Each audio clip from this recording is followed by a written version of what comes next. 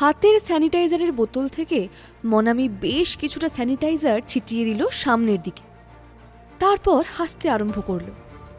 অমৃতা দাঁড়িয়েছিল সামনে। তার সারা গায়ে স্যানিটাইজার পড়ায় বেশ বিব্রত বোধ করল সে। মনামি হাসি থামিয়ে বলল, এতদিনে স্যানিটাইজারের সঠিক ব্যবহার হলো। ভিতরে ভিতরে খুব বিরক্ত লাগছিল অমৃতার, কিন্তু এখন সে মনামির সঙ্গে কথা বলতে একটুও উৎসাহ বোধ করছিল না। তার মনে তখন অদম্য কৌতূহল তার মামা মামিকে নিয়ে। ঘরে এসে সোফায় বসতেই মনামি নিজের ব্যাগ থেকে একটা টিস্যু পেপার বার করে নিজের হাত মুছতে লাগলো। তারপর বলল, এই ব্যাগটা দেখেছিস? এটা গত সপ্তাহে আমার মামা পাঠিয়েছে আমার জন্য অস্ট্রেলিয়া থেকে। Customised leather bag. কত দাম হতে পারে কোনো আন্দাজ আছে তোর? অবশ্য থাকবেই বা কি করে, এসব জিনিস তুই চোখেও দেখিসনি। বাই দ্য ওয়ে, কার পরিবার কেমন সেটা বোঝা যায় তার উপহার দেওয়ার নজর দেখে।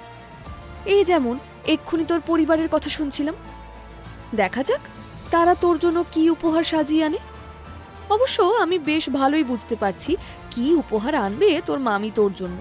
শুনলাম তোর মামা নাকি হাসপাতালে ভর্তি। তাহলে নিশ্চয়ই উপহারে তোর জন্য এই হাসপাতালের বিলটাই নিয়ে আসবে তোর মামি। ঠিক তখনই দরজায় অপরিচিত একটা গলা পাওয়া যায়। আচ্ছা, এটাই কি মিস্টার প্রদ্যুৎ ব্যানার্জির বাড়ি? সবাই চমকে দরজার দিকে তাকিয়ে দেখে একজন অপরিচিত ভদ্রমহিলা সেখানে দাঁড়িয়ে আছেন। তার সাজ পোশাক থেকে এটা স্পষ্ট যে তিনি অত্যন্ত সম্ভ্রান্ত বংশের। প্রদ্যুৎ বললেন, আমি প্রদ্যুৎ ব্যানার্জি। আপনি আপনাকে ঠিক চিনলাম না তো। আমি অঞ্জলি মুখার্জি। আমি আপনাকে ফোন করেছিলাম আমার ভাগ্নি অমৃতার ব্যাপারে কথা বলার জন্য। মনামি আর সুলেখার চোখাচোখি হলো। তারা এতক্ষণ অমৃতার বাড়ির লোক সম্পর্কে যা ধারণা করছিল তা এক মুহূর্তে ভেঙে চুরমার হয়ে গেল। অঞ্জলি মুখার্জিকে দেখে অমৃতা বিস্মিত স্বরে বলল, আরে আন্টি, আপনি এখানে? মনামি অবশ্য অঞ্জলি আন্টিকে ঠিক চিনতে পারেনি। তার একটা বড় কারণ হলো আগের দিন যখন এলগিন রিসর্টে সে শশাঙ্ক আঙ্কেলের চিকিৎসা করতে গিয়েছিল, তখন আত্মপ্রচারে সে এত ব্যস্ত ছিল যে অসুস্থ ভদ্রলোকের স্ত্রীর দিকে তাকিয়ে দেখারও সময় ছিল না তার। আর অঞ্জলি আন্টিও তখন পরিস্থিতির চাপে বিপদের মুখে পড়ে একেবারে এলোমেলো হয়েছিলেন। আজ তাকে এত পরিপাটি দেখে তাই মনামি যেন চিনতেই পারল না।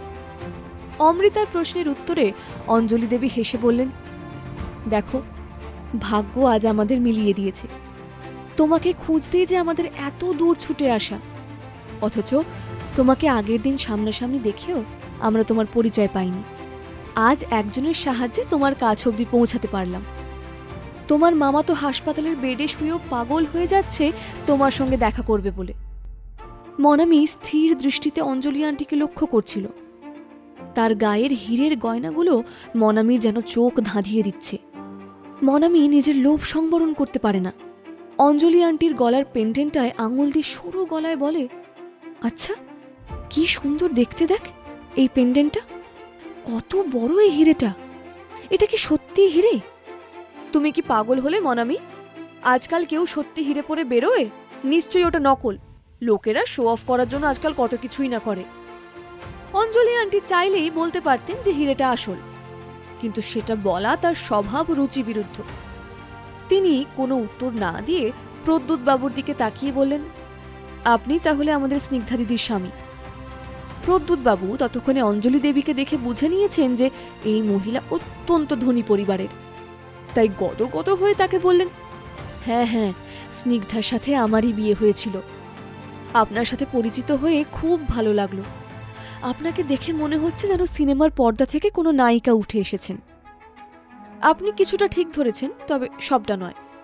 হে হে হে হে মানে চলচ্চিত্র শিল্পী না হলেও আমি একজন শিল্পী। যাই হোক, এতদিন পর আমি আমার ভাগ্নির দেখা পেয়েছি। আমরা যদি একটু কথা বলি, আশা করি আপনাদের অসুবিধা হবে না।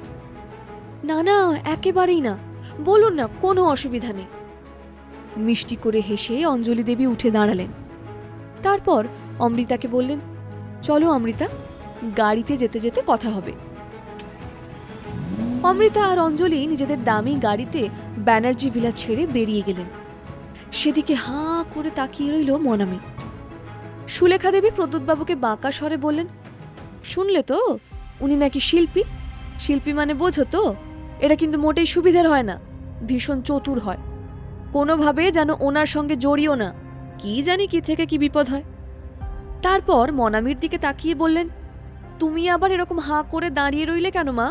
ভুলে গেলে আজকে কিন্তু আমাদের সাথে চ্যাটার্জিদের ডিনারে যাবার কথা। সোহমের বাবা মা সবাই আসবে, তৈরি হতে হবে তো। টেবিল বুক করেছো? হ্যাঁ মা, সকালেই টেবিল বুক করে দিয়েছি। আমার খুব ইচ্ছে ছিল ভিআইপি সুইটটা বুক করে নেব, তাহলে সেখানে শুধু আমরাই থাকতাম, আমাদের কেউ বিরক্ত করতে পারতো না। বেয়ারারা শুধু আমাদেরকেই সার্ভ করতো, কি ভালোই না হতো। কিন্তু আমি বুক করার আগেই ওটা অন্য কেউ বুক করে নিয়েছে। ব্যাড লাক, কি আর করা যাবে। যাই হোক, টেবিল বুক করা হয়েছে, এই যথেষ্ট। চলো এবার। কিন্তু আমাদের পার্লার যেতে হবে, না হলে দেরি হয়ে যাবে। গাড়িতে উঠে অমৃতা বেশ বুঝতে পারছিল গাড়িটা বেশ দামি। গাড়ির ভিতরে রীতিমতো লাক্সারিয়াস ব্যবস্থা। অমৃতার ভিতর তখন এক রাশ প্রশ্নের ঝড় তোলপাড় করছে, কিন্তু কোথা দিয়ে যে কথা শুরু করবে সে বুঝতে পারছে না। অঞ্জলি দেবী স্থির চোখে হাসি হাসি মুখে কিছুক্ষণ দেখলেন অমৃতাকে, তারপর বললেন, মা অমৃতা, মাকে ছাড়া তোমার শৈশব কেটেছে, অনেকটা যুদ্ধ করতে হয়েছে তোমাকে, তাই না? অমৃতা মনে মনে ভাবল, সত্যিই কি তাকে অনেক যুদ্ধ করতে হয়েছে? আসলে অমৃতার চিরকালীন স্বভাব, সে কোনোদিনও জীবনকে হার জিতে নিরিখে বিচার করেনি। অমৃতাকে চুপ করে থাকতে দেখে অঞ্জলি দেবী বুঝলেন, নিজের অতীত জীবন সম্পর্কে অমৃতা হয়তো কথা বলতে চায় না। তিনি প্রসঙ্গ ঘুরিয়ে বললেন, তোমার মামা আর আমি যে তোমায় কি হন্যে হয়ে খুঁজেছি, কি বলবো মা। অবশেষে আমাদেরই এক ফ্যামিলি ফ্রেন্ডের দৌলতে আমরা তোমাকে খুঁজে পেলাম। ওই ফ্যামিলি ফ্রেন্ডকে ধন্যবাদ জানাতে আমরা কিন্তু আগ বাড়িয়ে একটা কাজ করে ফেলেছি। আশা করি তুমি রাগ করবে না। আজ এলগিন হোটেলের 3 তলায় ভিআইপি সুইটে একটা ছোট্ট পার্টি অ্যারেঞ্জ করেছি। শুধু তুমি, আমরা আর আমাদের ফ্যামিলি ফ্রেন্ডকে ডাকবো। সবাই মিলে একটু খাওয়া দাওয়া হবে, এত বড় আনন্দটা উদযাপন করা হবে। তোমার আপত্তি নেই তো মা? না মামিমা, আমার আপত্তি নেই। আচ্ছা, আমি আপনাকে মামিমা বলে ডাকতে পারি তো? একটু হেসে অঞ্জলি দেবী বললেন, মামিমা না বলে এবার যদি আন্টি বলো তাহলে আমার কাছে পিটানি খাবে। কথাটা বলে অঞ্জলি দেবী আর অমৃতা দুজনেই হেসে ফেলল। আচ্ছা, শুনেছি তোমার একটা মেয়েও আছে, মানে আমাদের নাতনি, তাই তো? অমৃতা হাসি হাসি মুখে বলল, হ্যাঁ। আমার কিন্তু ভীষণ ইচ্ছে করছে আমার নাতনিকে দেখতে আর আদর করতে। ওকেও কিন্তু আজকের গেট টুগেদারে থাকতেই হবে। অমৃতা তখনই নিজের ফোন বের করে ফোন করলো হিয়াকে। হিয়া মা, আজকে তোমার মামি দিদা আর মামা দাদু তোমার সঙ্গে দেখা করতে চান। তুমি রিসর্টের 3 তলায় ভিআইপি সুইটে আসতে পারবে? হ্যাঁ মা, আমি যাচ্ছি। ফোনটা রাখার পর বেশ চিন্তায় পড়ে গেল হিয়া। এখনই তাকে একবার আর্যকে ফোন করতে হবে। এটা হিয়ার সবসময় মাথায় থাকে, যাতে কোনোভাবেই সে আর আর্য বাইরে বেরিয়ে মুখোমুখি না হয়ে যায়। আর্যকে ফোন করলো হিয়া, কিন্তু অনেকক্ষণ রিং হয়ে যাওয়ার পরেও আর্য ফোনটা তুলল না। আসলে আর্য যখন রাহুলের সঙ্গে থাকে তখন সে ফোনটা এমনভাবেই লুকিয়ে রাখে যাতে কারো নজরে না পড়ে। বেশ কিছুক্ষণ রিং হয়ে কেটে যাওয়ার পর হিয়া বুঝতে পারল, তার মানে আর্য বাবার সঙ্গে আছে, সেই জন্যই ফোনটা ধরতে পারছে না। সে একটা বুদ্ধি বার করল। লিফটে করে যদি সে নিচে নামে তাহলে হয়তো বাবার মুখোমুখি হয়ে যেতে পারে। তাই সে প্রথমে সিঁড়ি বেয়ে 2 তলা নেবে, তারপর সাধারণ মানুষের যাতায়াতের জন্য যে লিফট রয়েছে সেটা করে নেমে এলো 3 তলায়। হিয়া খুব ভালো করে জানত, আর যাই হোক, রাহুল রায়চৌধুরী ভিআইপি লিফট বাদ দিয়ে এই সাধারণ লিফটে চড়ে নিচে নামবে না, তাই বাবার মুখোমুখি পড়ে যাওয়ার সম্ভাবনাটা তার নেই।